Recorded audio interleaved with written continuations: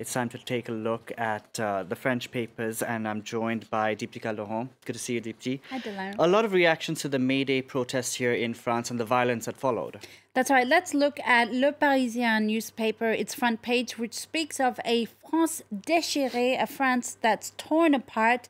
I quote, after chaotic union marches and pro-Macron and pro-Le Pen rallies, well, this year, the May Day celebrations underscored a France that's broken up and under tension. So a pretty pessimistic vision there from the regional newspaper Le Parisien. The editors at the paper go even further, Delano, saying it was a, quote, puzzle of France that we saw yesterday at the traditional May long holiday, and that there's little left of that community spirit that we saw back in 2015 in the aftermath of terror attacks in Paris. One historian interviewed by the paper says, in particular for unions, it's really hard to back Emmanuel Macron, to endorse him, even if they don't want to see Marine Le Pen in power, because he symbolizes the controversial labor reforms that, of course, were pushed through in the country last year. I mean, Emmanuel Macron is refusing to back down from his proposed labor reforms in a bid to attract people from the far left. Well, this was a proposal from Jean-Luc Mélenchon, the far left leader, in an interview with French TV last week. Basically, he said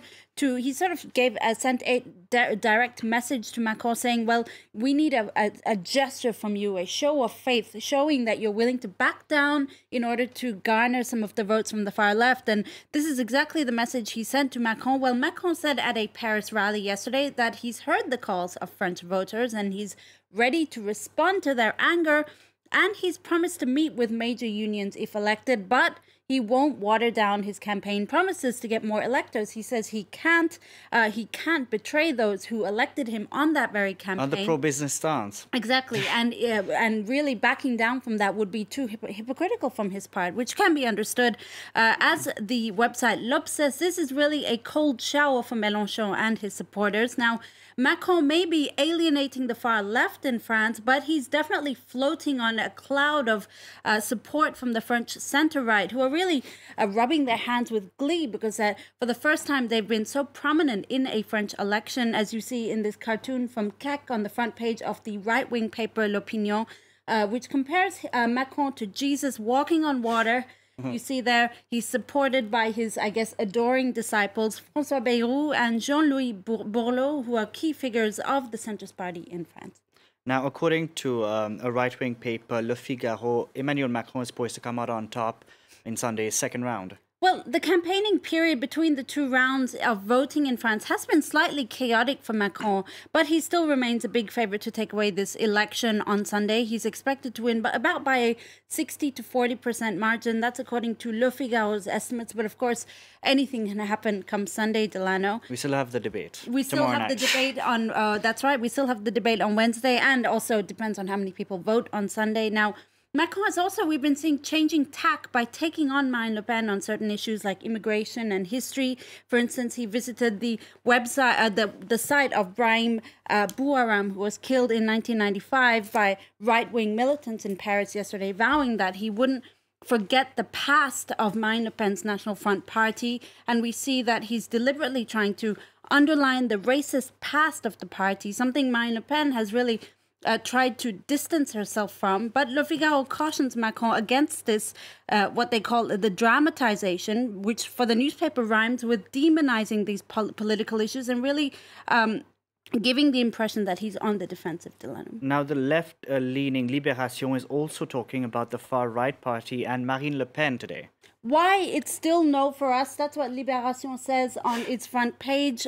Still no, really in reference to the paper's stance back in 2002 when Marine Le Pen's father, Jean-Marie Le Pen, made it into the second round of voting, but he was ultimately crushed by Jacques Chirac.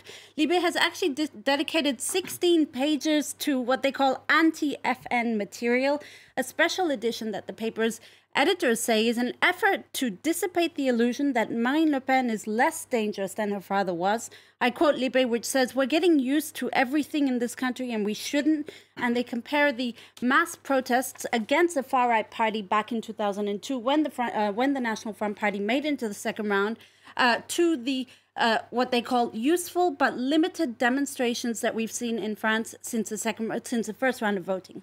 And finally, Deeptika, We have plagiarism that's creeped into the French presidential campaign. Marine Le Pen accused of plagiarizing François Fillon's speeches in her own rallies. That's right. Allegations of plagiarism, according to a Twitter account called Ridicule TV that admittedly is loyal to François Fillon, so maybe take it with a grain of salt. But anyway, it's in reference to a speech that Fillon gave 2 weeks ago. According to Le Monde, Le Pen allegedly lifted passages from the speech while talking about things like the richness of maritime France and certain parts of history. She lifted direct passages from Fillon's speech and used it into her own rally speech.